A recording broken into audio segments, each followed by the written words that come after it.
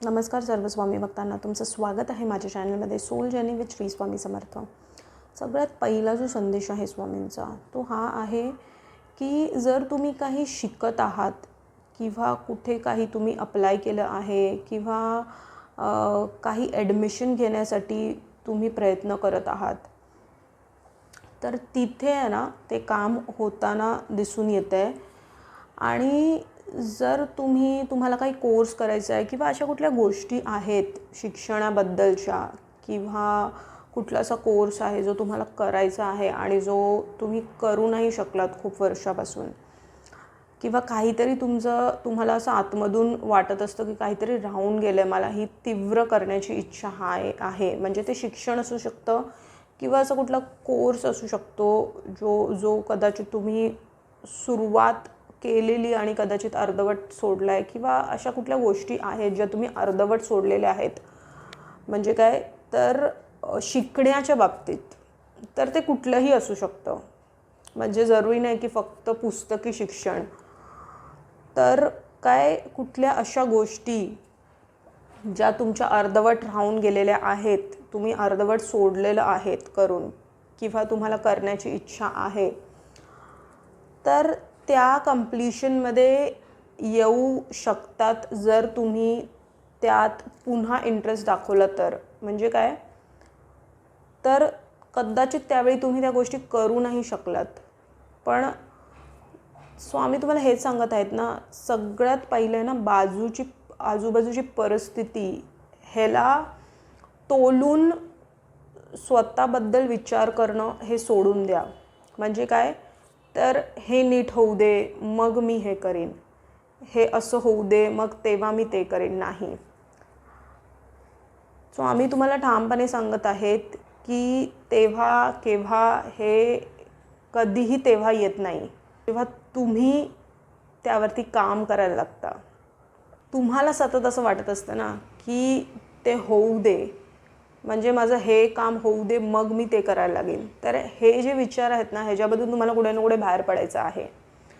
तर काय आत्ता आणि आत्ताच करायचं आहे, आत्ता नाही तर कधी नाही. कारण जर तुम्ही विचार करत आहात ना की नंतर होऊ शकतं किंवा नंतर होऊ दे, माझं हे काम अगोदर होऊ दे मग मी तिथे लक्ष देईन, तर नाही. तुमचं जर आतलं अंतर्मन बोलतंय की तुम्हाला ते करायचं आहे, ह्या क्षणी करायचं आहे, तर तुम्हाला ते करायचं आहेच. मग प्रश्नचिन्ह तिथे घालू नका की नंतर करीन. नंतर कधीही येणार नाही आहे, कारण नंतर करून तुमचं आयुष्य असं सरकत जाणार आहे.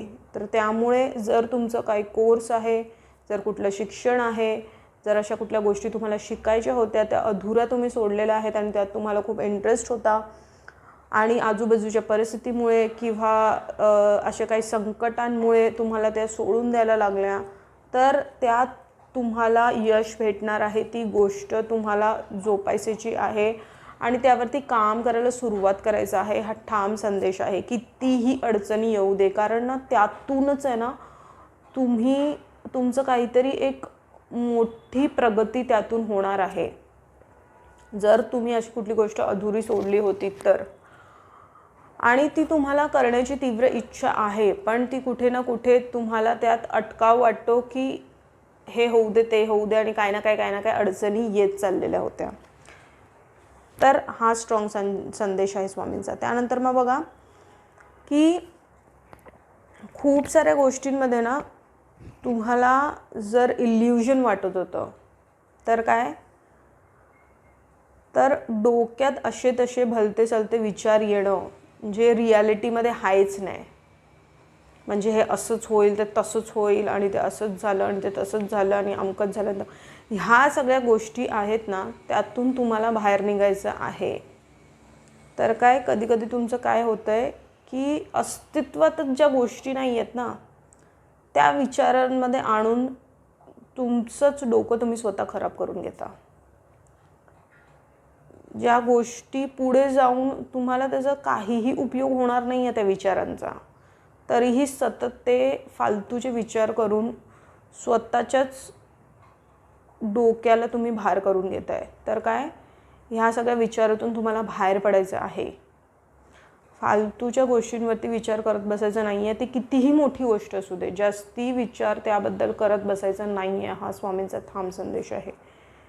कारण त्याच गोष्टीचा विचार करून करून तुम्ही युनिवर्सला सिग्नल चुकीचा देताय आणि मग परत तीच गोष्ट रिपीट होत चालली आहे आणि तुमचं ते कार्मिक पॅटर्न बनत चाललेलं आहे आणि त्या कार्मिक पॅटर्नमधून तुम्ही बाहेर निघू नाही शकत आहात. कारण स्वामींना, युनिवर्सला संदेश काय देताय तुम्ही, की तुम्हाला त्यातच अडकून राहायचं आहे. मग तीच गोष्ट परत तुमच्या आयुष्यात येत राहणार. तुम्हाला ह्यातून निघायचं आहे तर विचारांकडे लक्ष द्या आणि जे करायचं होतं त्याकडे लक्ष देऊन ती गोष्ट जोपासा आणि ती करायला सुरुवात करा आणि मग बघा तुमचे कसे प्रगतीचे मार्ग ओपन होतात ते. आणि स्वामीं तर आहेतच.